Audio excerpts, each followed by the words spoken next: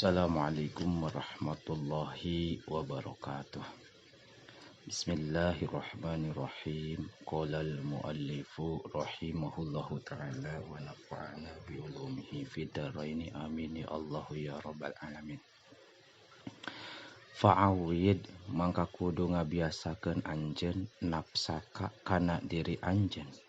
al akhlaqal hasanata kana akhlak anu sae min syugharika tikeun leutik anjeun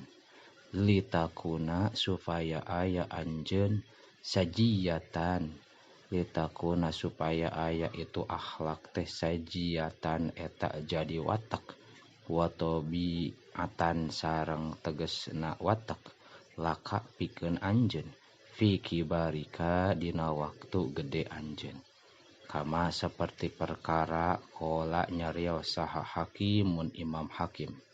man ari saha jalma syabba eta ngongoraan ieu man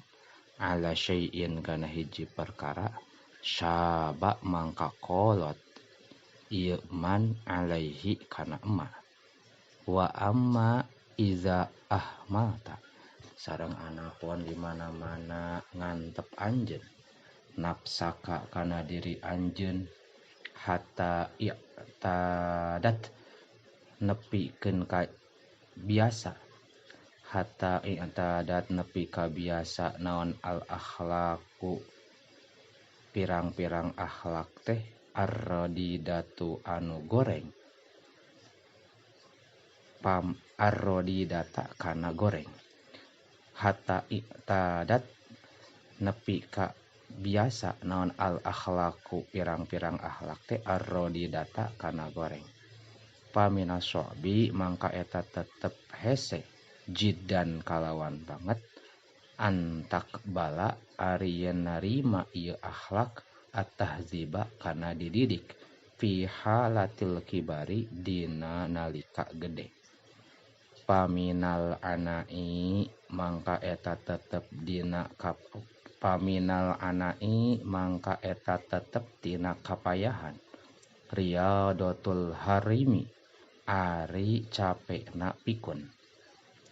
wa minat tahzibi sareng eta tetep tina karipuhan wa minat ta'zibi sareng eta tetep tina karipuhan tahzibud dibi ari ngadidik ajag